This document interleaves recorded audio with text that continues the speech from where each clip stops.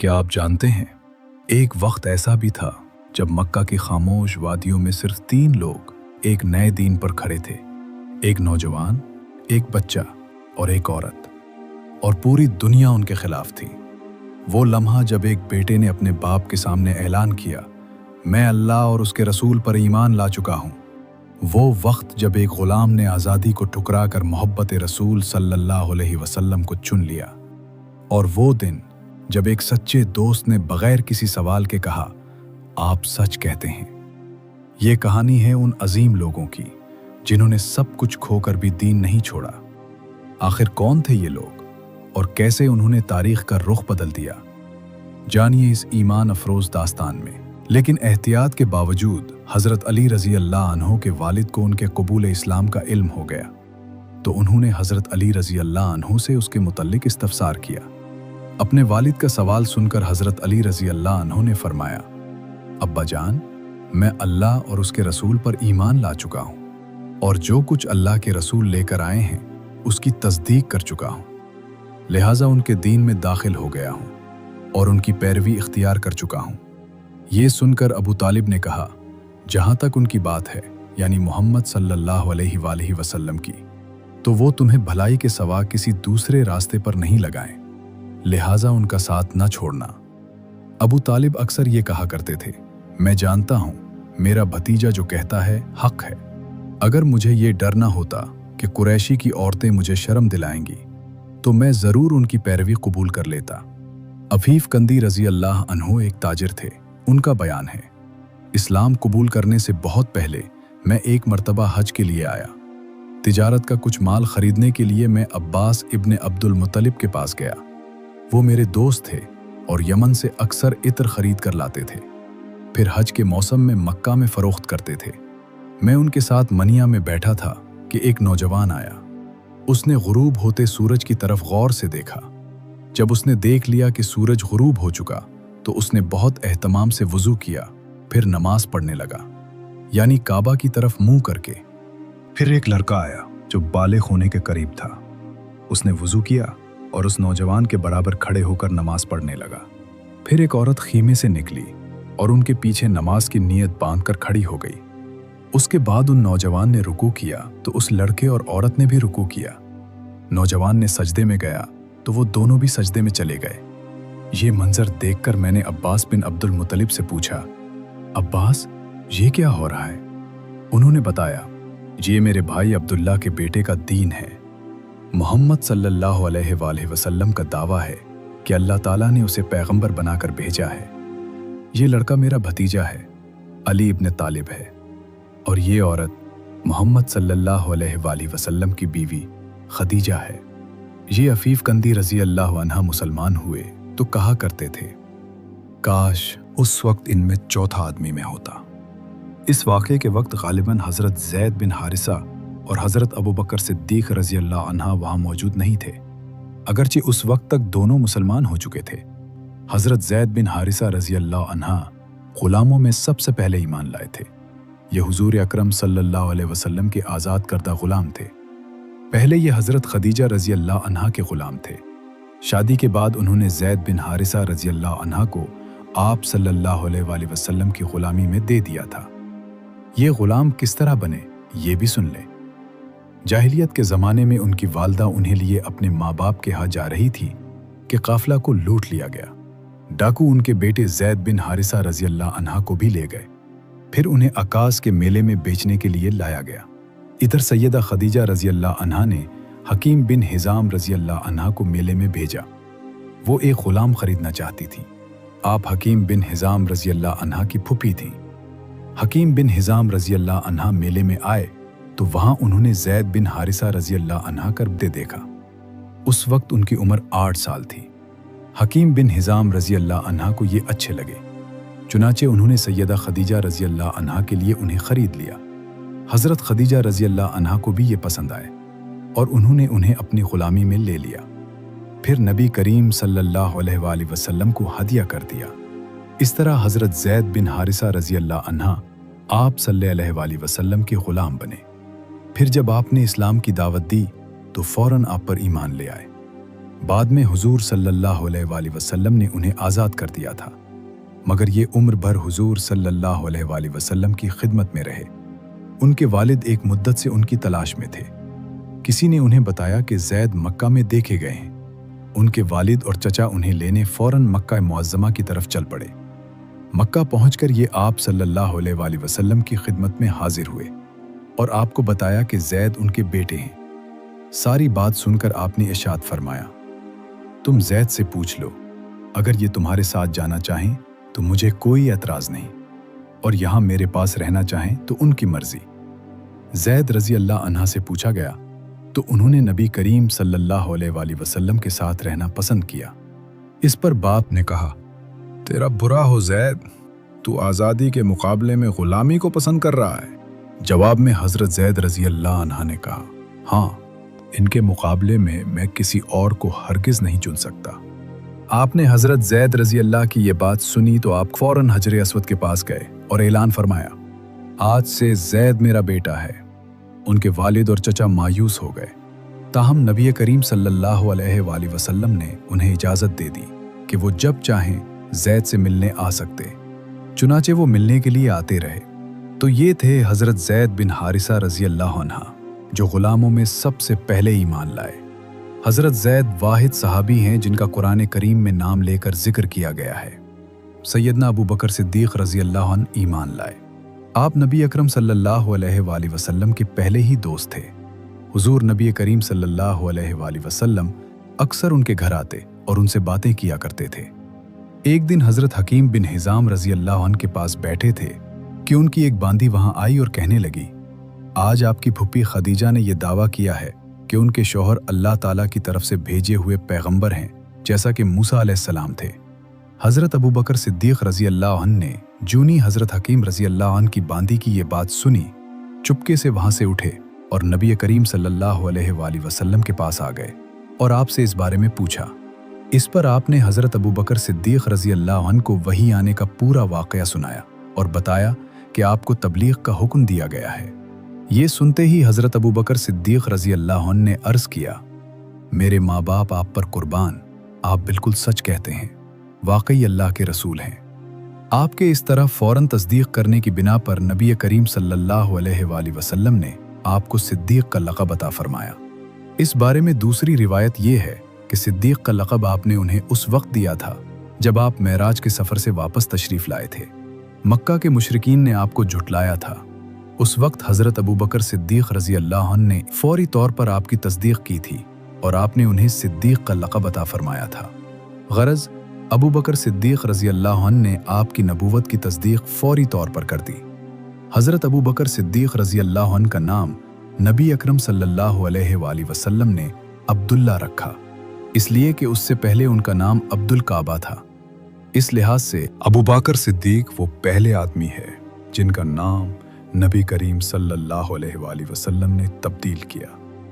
حضرت ابو بکر رضی اللہ عنہ یوں بھی بہت خوبصورت تھے۔ اس مناسبت سے آپ صلی اللہ علیہ وآلہ وسلم نے ان کا لقب عتیق کر رکھا تھا۔ عتیق کا مطلب ہے خوبصورت، اس کا ایک مطلب آزاد بھی ہے۔ یہ لقب دینے کی ایک وجہ یہ بھی بیان کی جاتی ہے کہ ان کی طرف دیکھ کر فرمایا تھا، یہ جہنم کی آگ سے آزاد ہیں۔ غرض اسلام میں یہ پہلا لقب ہے جو کسی کو ملا۔ قریش میں حضرت ابو بکر صدیق رضی اللہ عنہ کا مرتبہ بہت بلند تھا۔ آپ بہت خوش اخلاق تھے۔ قریش کے سرداروں میں سے ایک تھے، شریف، سخی اور دولت مند تھے۔ روپیہ پیسہ بہت فراخ دلی سے خرچ کرتے تھے۔ ان کی قوم کے لوگ انہیں بہت چاہتے تھے۔ لوگ ان کی مجلس میں بیٹھنا بہت پسند کرتے تھے۔ اپنے زمانے میں حضرت ابو بکر صدیق رضی اللہ عنہ خواب کی تعبیر بتانے میں بہت ماہر اور مشہور تھے۔ چنانچہ علامہ ابن سیرین رحمہ اللہ کہتے ہیں، نبی اکرم صلی اللہ علیہ وسلم کے بعد حضرت ابو بکر صدیق رضی اللہ عنہ اس امت میں سب سے بہترین تعبیر بتانے والے عالم ہیں۔ علامہ ابن سیرین رحمہ اللہ خوابوں کی تعبیر بتانے میں بہت ماہر تھے اور اس سلسلے میں ان کی کتابیں موجود ہیں۔ ان کی بتائی ہوئی تعبیریں بالکل درست ثابت ہوتی رہیں۔ مطلب یہ ہے کہ اس میدان کے ماہر इस बारे में हज़रत अबू बकर सिद्दीक़ रज़ी अल्लाह अन्हु को नबी करीम सल्लल्लाहु अलैहि वसल्लम के बाद सबसे बेहतर ताबीर बताने वाले फरमा रहे हैं। अबू बकर सिद्दीक़ रज़ी अल्लाह अन्हु नसबनामा बयान करने में भी बहुत माहिर थे, बल्कि कहा जाता है कि इस इल्म के सबसे बड़े आलिम थे। हज़रत ज़ुबैर बिन मुज़म भी इस इल्म के माहिर थे। वो फरमाते हैं, मैंने नसबनामों का फ़न और इल्म और ख़ास तौर पर कुरैश के नसबनामों का इल्म हज़रत अबू बकर सिद्दीक़ रज़ी अल्लाह अन्हु से ही हासिल किया है, इसलिए कि वो कुरैश के नसबनामों के सबसे बड़े आलिम थे। कुरैश के लोगों को कोई मुश्किल पेश आती तो हज़रत अबू बकर सिद्दीक़ रज़ी अल्लाह अन्हु से राब्ता करते थे। हज़रत अबू बकर सिद्दीक़ रज़ी अल्लाह अन्हु के बारे में नबी अकरम सल्लल्लाहु अलैहि वसल्लम फरमाया करते थे, मैंने जिसे भी इस्लाम की दावत दी उसने कुछ न कुछ सोच विचार और किसी कदर वक्फे के बाद इस्लाम कबूल किया, सिवाय अबू बकर के। वो बग़ैर हिचकिचाहट के फ़ौरन मुसलमान हो गए। अबू बकर सबसे बेहतर राय देने वाले हैं। मेरे पास जिब्रील अलैहिस्सलाम आए और उन्होंने कहा कि अल्लाह ताला आपको हुक्म देता है, अपने मामलात में अबू बकर से मशवरा किया करें। नबी करीम सल्लल्लाहु अलैहि वसल्लम के लिए हज़रत अबू बकर सिद्दीक़ रज़ी अल्लाह अन्हु वज़ीर के दर्जे में थे। आप हर मामले में उनसे मशवरा लिया करते थे। एक हदीस में आता है, नबी अकरम सल्लल्लाहु अलैहि वसल्लम फरमाते हैं, अल्लाह ताला ने मेरी मदद के लिए 4 वज़ीर मुकर्रर फरमाए हैं। उनमें से 2 आसमान वालों में से हैं, यानी जिब्रील और मीकाइल, और 2 ज़मीन वालों में से एक अबू बकर और दूसरे उमर रज़ी अल्लाह अन्हुमा। इस्लाम लाने से पहले हज़रत अबू बकर सिद्दीक़ रज़ी अल्लाह अन्हु ने एक ख्वाब देखा था। ख्वाब में आपने देखा कि चांद मक्का में उतर आया है और उसका एक एक हिस्सा मक्का के हर घर में दाखिल हो गया है, और फिर सारे का सारा अबू बकर रज़ी अल्लाह अन्हु की गोद में आ गया। आपने ये ख्वाब एक ईसाई आलिम को सुनाया। उसने उस ख्वाब की ये ताबीर बयान की कि तुम अपने पैगंबर की पैरवी करोगे, जिसका दुनिया इंतज़ार कर रही है और जिसके ज़ुहूर का वक्त करीब आ गया है, और ये कि पैरोकारों में से सबसे ज़्यादा खुशकिस्मत इंसान होगे। एक रिवायत के मुताबिक आलिम ने कहा था, अगर तुम अपना ख्वाब बयान करने में सच्चे हो तो बहुत जल्द तुम्हारे गांव में से एक नबी ज़ाहिर होंगे।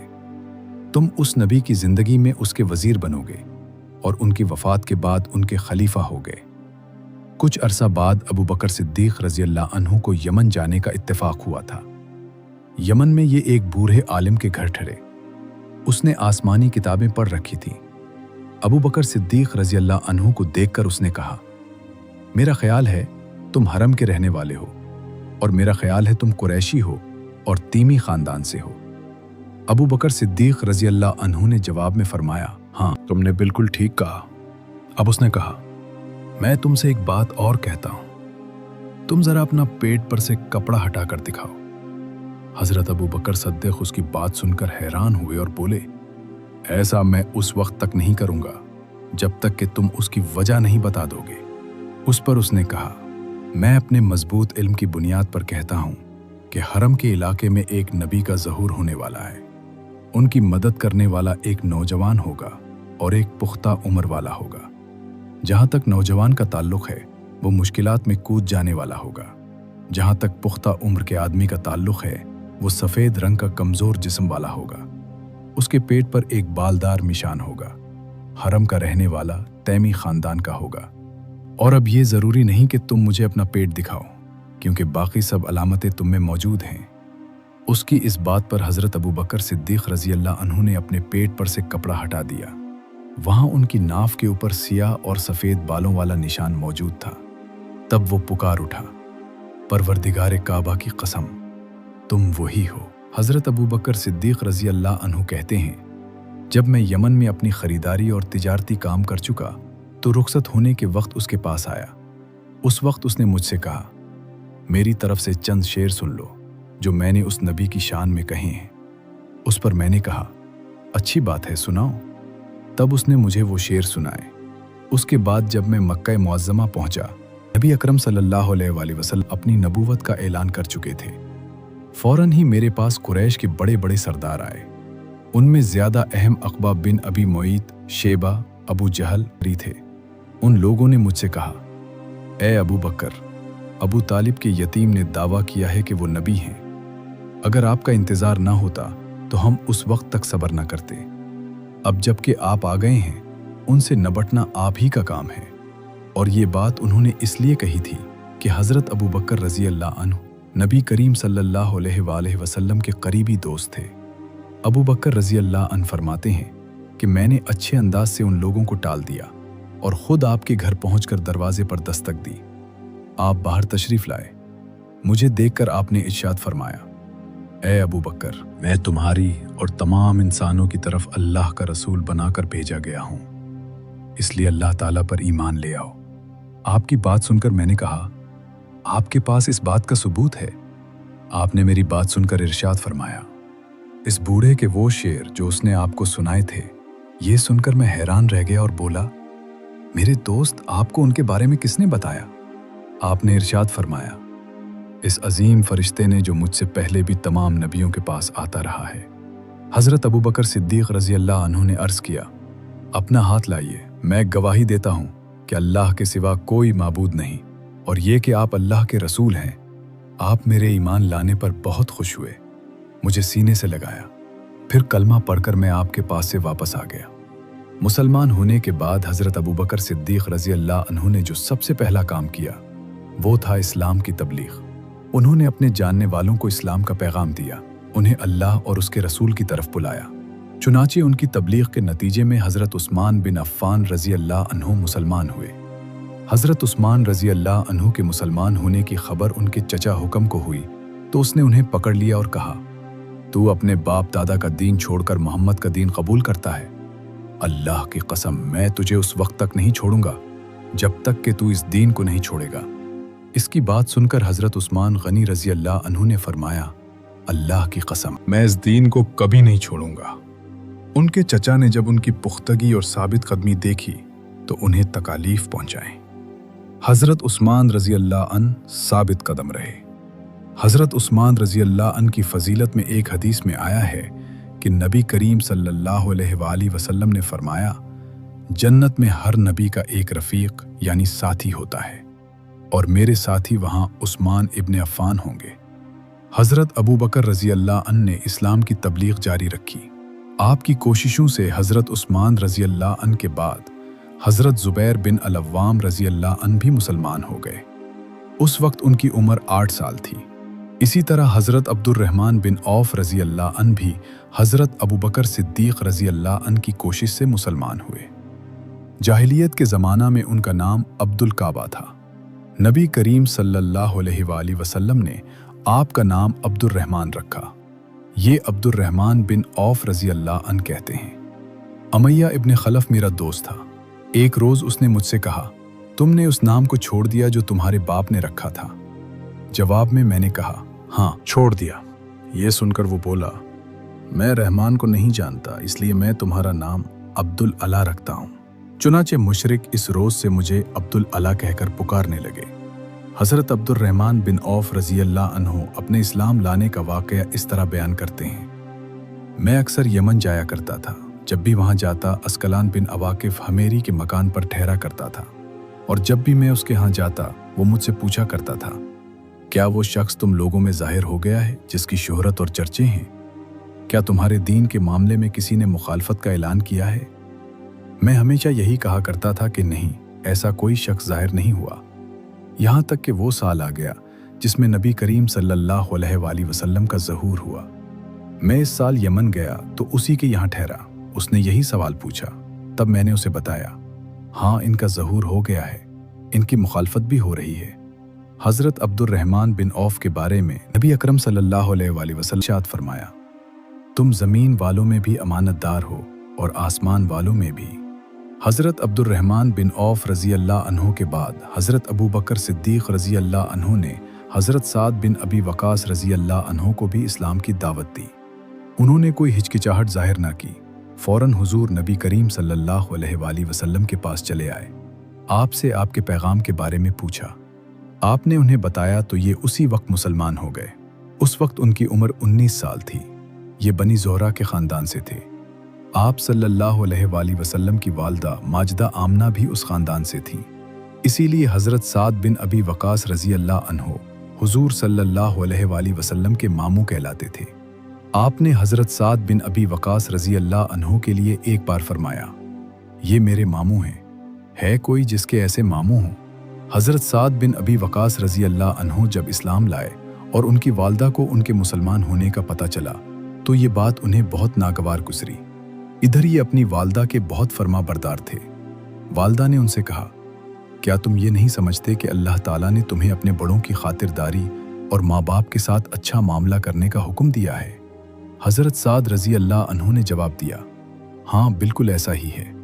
ये जवाब सुनकर वालदा ने कहा, बस तू खुदा की कसम, मैं उस वक़्त तक खाना नहीं खाऊंगी जब तक मोहम्मद के लाए हुए पैगाम को कुफ्र नहीं कहोगे और असाफ और नायला बुतों को जाकर छोगे नहीं।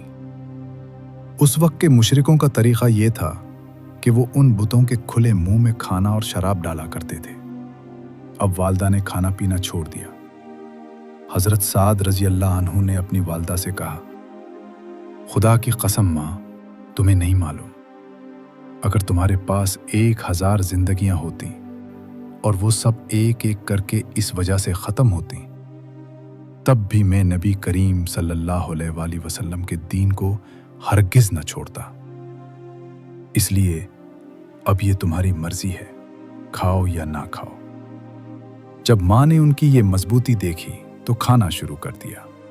ताम उसने अब एक और काम किया, दरवाजे पर आ गई और चीख चीख कर कहने लगी, क्या मुझे ऐसे मददगार नहीं मिल सकते जो साद के मामले में मेरी मदद करे, ताकि मैं उसे घर में कैद कर दूं और कैद की हालत में ये मर जाए या अपने नए दीन को छोड़ दे।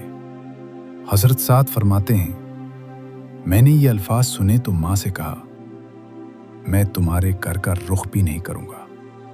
उसके बाद हज़रत साद रज़ी अल्लाह अन्हु कुछ दिन तक घर ना गए। वालदा तंग आ गई और उसने पैगाम भेजा, तुम घर आ जाओ, दूसरों के मेहमान बनकर हमें शर्मिंदा ना करो। चुनाचे ये घर चले आए। अब घर वालों ने प्यार और मोहब्बत से सुझाना शुरू किया। वो उनके भाई आमिर की मिसाल देकर कहती, देखो आमिर कितना अच्छा है, उसने अपने बाप दादा का दीन नहीं छोड़ा। लेकिन फिर उनके भाई आमिर भी मुसलमान हो गए। अब तो वालदा के गैज़ और ग़ज़ब की इंतहा ना रही। माँ ने दोनों भाइयों को बहुत तकालीफ पहुंचाए। आखिर आमिर रज़ी अल्लाह अन्हु तंग आकर हबशा को हिजरत कर गए। आमिर रज़ी अल्लाह अन्हु के हबशा हिजरत कर जाने से पहले एक रोज़ हज़रत साद बिन अबी वकास रज़ी अल्लाह अन्हु घर आए तो देखा माँ और आमिर रज़ी अल्लाह अन्हु के चारों तरफ बहुत से लोग जमा हैं। मैंने पूछा, लोग क्यों जमा हैं?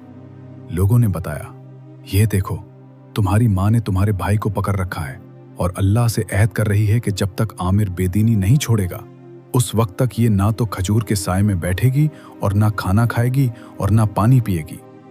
हज़रत साद बिन अबी वकास रज़ी अल्लाह अन्हु ने ये सुनकर कहा, अल्लाह की कसम माँ, तुम उस वक्त तक खजूर के साए में ना बैठो और उस वक्त तक कुछ ना खाट पियो जब तक कि तुम जहन्नुम का ईंधन ना बन। गरज उन्होंने माँ की कोई परवाह ना की और दीन पर डटे रहे। इसी तरह हज़रत अबू बकर सिद्दीक़ रज़ी अल्लाह अन्हु की कोशिशों से हज़रत तलहा तीमी रज़ी अल्लाह अन्हु भी इस्लाम ले आए। हज़रत अबू बकर सिद्दीक़ रज़ी अल्लाह अन्हु उन्हें हुज़ूर नबी करीम सल्लल्लाहु अलैहि वसल्लम की खिदमत में लाए और ये आपके हाथ पर मुसलमान हुए। इसके बाद हज़रत अबू बकर सिद्दीक़ रज़ी अल्लाह अन्हु और हज़रत तलहा रज़ी अल्लाह अन्हु ने अपने इस्लाम लाने का खुलकर ऐलान कर दिया। उनका ऐलान सुनकर नौफल इब्ने अदविया ने उन्हें पकड़ लिया। उस शख्स को कुरैश का शेर कहा जाता था। उसने दोनों को एक ही रस्सी से बांध दिया। उसकी इस हरकत पर उनके कबीले बनु तमीम ने भी उन्हें ना बचाया।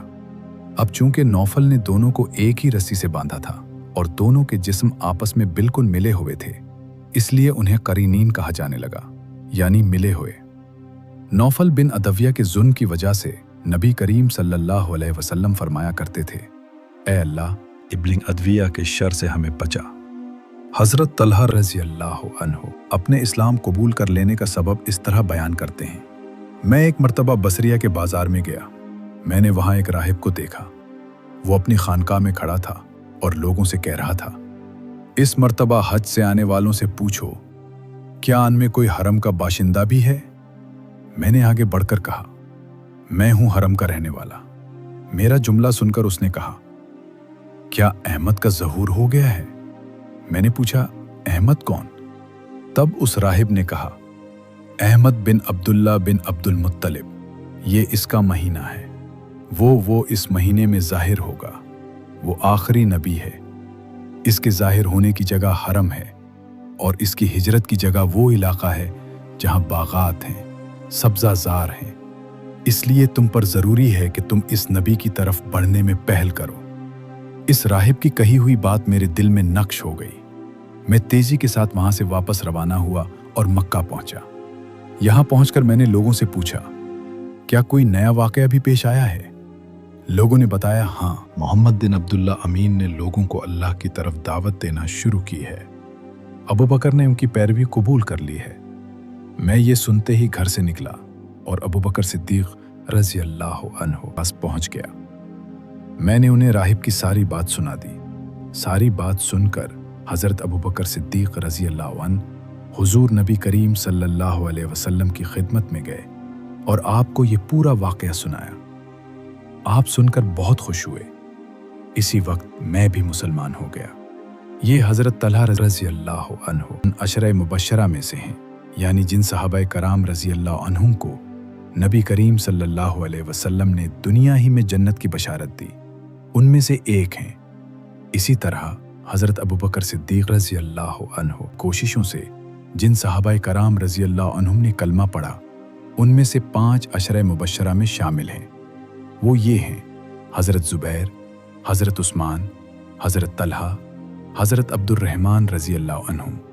बाज़ ने उनमें छठे सहाबी का भी इजाफ़ा किया है। वो हैं हज़रत अबू उबैदा बिन जर्राह रज़ी अल्लाह अन्हु। इन हज़रात में हज़रत अबू बकर, हज़रत उस्मान, हज़रत अब्दुर्रहमान और हज़रत तलहा रज़ी अल्लाह अन्हुम कपड़े के ताजिर थे। हज़रत ज़ुबैर रज़ी अल्लाह अन्हु जानवर ज़िबा करते थे और हज़रत साद रज़ी अल्लाह अन्हु तीर बनाने का काम करते थे। उनके बाद हज़रत अब्दुल्ला बिन मसूद रज़ी अल्लाह अन्हु ईमान लाए। वो अपने इस्लाम लाने का वाक़या यूं बयान करते हैं, मैं एक दिन उक़बा बिन अबी मुआयद के ख़ानदान की बकरियां चुरा रहा था। इसी वक्त रसूलुल्लाह सल्लल्लाहु अलैहि वसल्लम वहाँ आ गए। अबू बकर सिद्दीक़ रज़ी अल्लाह अन्हु आपके साथ थे। आपने पूछा, क्या तुम्हारे पास दूध है? मैंने कहा, जी हाँ, लेकिन मैं तो अमीन हूँ, यानी ये दूध तो अमानत है।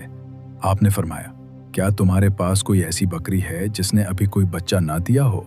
मैंने कहा, जी हाँ, एक ऐसी बकरी है। मैं उस बकरी को आपके करीब ले आया। उसके अभी थिन पूरी तरह नहीं निकले थे। आपने उसकी थिनों की जगह पर हाथ फेरा। उसी वक्त उस बकरी के थिन दूध से भर गए। ये वाक़या दूसरी रिवायत में यूं बयान हुआ है कि उस बकरी के थिन सूख चुके थे। आपने उन पर हाथ फेरा तो वो दूध से भर गए। हज़रत अब्दुल्ला बिन मसूद रज़ी अल्लाह अन्हु ये देखकर हैरान रह गए। वो आपको एक साफ पत्थर तक ले आए। वहाँ बैठकर आप सल्लल्लाहु अलैहि वसल्लम ने बकरी का दूध दुहा। आपने वो दूध अबू बकर सिद्दीक़ रज़ी अल्लाह अन्हु को पिलाया, फिर मुझे पिलाया और आखिर में आपने खुद पिया। फिर आपने बकरी के थिन से फरमाया, सिमट जा। चुनाचे थिन फौरन ही फिर वैसे हो गए जैसे पहले थे। हज़रत अब्दुल्ला बिन मसूद रज़ी अल्लाह अन्हु फरमाते हैं, जब मैंने रसूलुल्लाह सल्लल्लाहु अलैहि वसल्लम का ये मोजज़ा देखा तो आपसे अर्ज़ किया, ऐ अल्लाह के रसूल, मुझे इसकी हकीकत बताइए। आपने ये सुनकर मेरे सर पर हाथ फेरा और फरमाया, अल्लाह तुम पर रहम फरमाए, तुम तो जानेकार हो। ये अब्दुल्ला बिन मसूद बाप की बजाय माँ की तरफ से ज़्यादा मशहूर थे। उनकी माँ का नाम उम्मे अब्द था। उनका कद बहुत छोटा था, निहायत दबले पतले थे। एक मर्तबा सहाबा उन पर हंसने लगे तो आपने इरशाद फरमाया, अब्दुल्ला अपने मर्तबे के लिहाज से तराजू में सबसे भारी हैं। उन्हीं के बारे में नबी करीम सल्लल्लाहु अलैहि वसल्लम ने इरशाद फरमाया था, अपनी उम्मत के लिए मैं भी उसी चीज़ पर राज़ी हो गया जिस पर इब्ने उम्मे अब्द यानी अब्दुल्ला इब्ने मसूद राज़ी हो गए। और जिस चीज़ को अब्दुल्ला बिन मसूद ने उम्मत के लिए नागवार समझा, मैंने भी उसको नागवार समझा। आप उनकी बहुत इज्जत करते थे, उन्हें अपने करीब बिठाया करते थे, उनसे किसी को छुपाया नहीं करते थे। इसीलिए ये आपके घर में आते जाते थे। ये नबी करीम के आगे आगे या साथ साथ चला करते थे। आप जब गुस्ल फरमाते तो यही पर्दे के लिए चादर तान कर खड़े होते थे। आप जब सो जाते तो यही आपको वक्त पर जगाया करते थे। इसी तरह जब आप कहीं जाने के लिए खड़े होते थे तो हज़रत अब्दुल्ला बिन मसूद रज़ी अल्लाह अन्हु آپ کو جوتے پہناتے تھے۔ پھر جب آپ کہیں پہنچ کر بیٹھ جاتے تو یہ آپ کے جوتے اٹھا کر اپنے ہاتھ میں لے لیا کرتے تھے۔ ان کی انہی باتوں کی وجہ سے بعض صحابہ کرام رضی اللہ عنہم میں مشہور تھا کہ یہ رسول اللہ صلی اللہ علیہ وسلم کے گھرانے والوں میں سے ہیں۔ انہیں آپ صلی اللہ علیہ وسلم نے جنت کی بشارت دی تھی۔ حضرت عبداللہ بن مسعود رضی اللہ عنہ فرمایا کرتے تھے، دنیا تمام کی تمام غموں کی پونجی ہے، اس میں اگر کوئی خوشی ہے تو وہ صرف وقتی فائدے کے طور پر ہے۔ حضرت عبداللہ بن مسعود رضی اللہ عنہ کے بعد حضرت ابو ذر غفاری رضی اللہ عنہ ایمان لائے۔